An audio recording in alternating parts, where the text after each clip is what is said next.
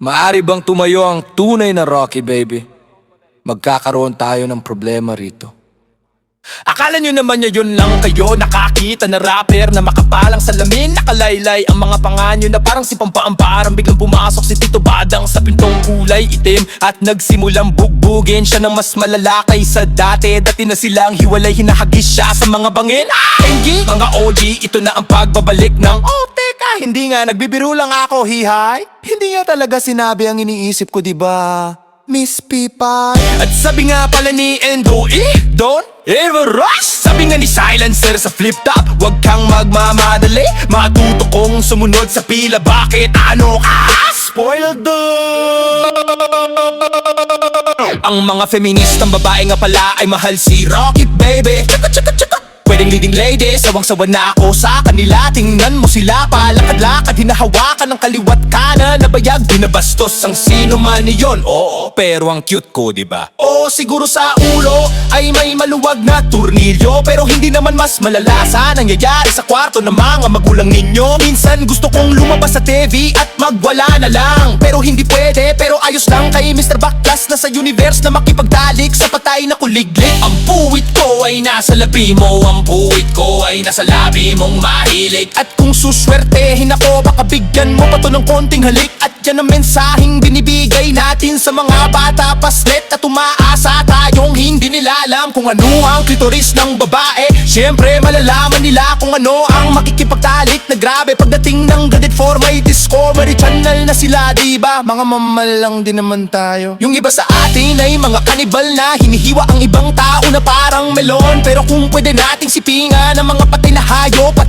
o zombie sa may talon, kaya wala namang rason para ang lalaki at kapwa lalaki ay hindi pwedeng magtanan. Pero kung ang nararamdaman nyo ay tulad ng sa akin na sa akin ang lunas, ang karamihan mga kababaihan, iwagayway ang inyong panty hose, kantahin ang koro at ganito yon. Ako si Rocky baby, oh ako ang tunay na Rocky baby. Lahat kayong ibang Rocky baby, yeah lang. Kaya maaari bang tumayo ang tunay na Rocky baby? Pakiusap tumayo, pakiusap tumayo. Si Omar Baliw, hindi kailangan magmura sa rap para makabenta.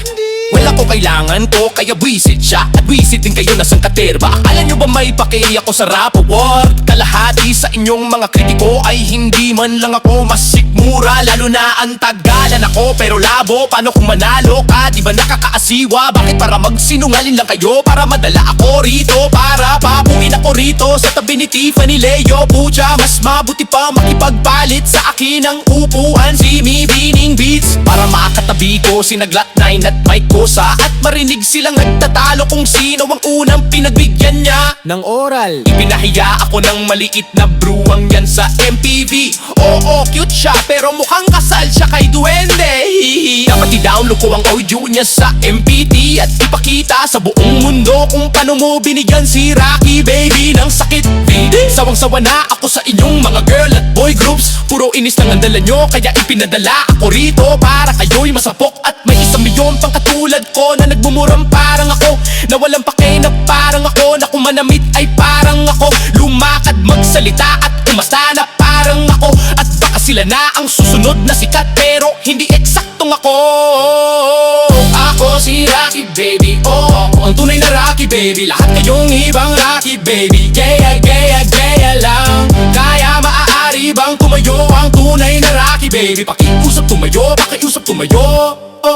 Para akong head trip pakinggan, dahil binibigay ko lang sa inyo ang mga bagay na Bruno lang kasama ang mga tropa nyo sa sala. Ang tanging pinagkaiba ay may bayagya kong dala-dala, at hindi ko kailangan magpanggap o maging plastic. Sinasabi ko lang sa mic at niluluwa, at kahit ayaw nyo panginin, mas magaling pa ang tae ko sa inyo ni mga reset kaysa sa 70% ng mga rapper na pinapawisan. Nang di malagay tapos magtataka kayo paano kinakain ng mga bata ang mga album na to na parang volume. Nakakatawa kasi sa bilis ng takbo ko, pagtanda ko ng 30 yun na ang ultimatum. Ako na lang kakintado sa narusit yung anak ako paypa. Kinipintasan ng bui lang ang mersa yung at maya ulikani. Nugiyerke sa pipa, balag ko sa upe. Lugit ko isang dogdang vay kaya ay hindi umakana. Epa, makisang tao, may ni Rocky baby. Balakis ka na, ba't man mababa ko siya sa Angels mana. Pinaunggalanan on yung rinso.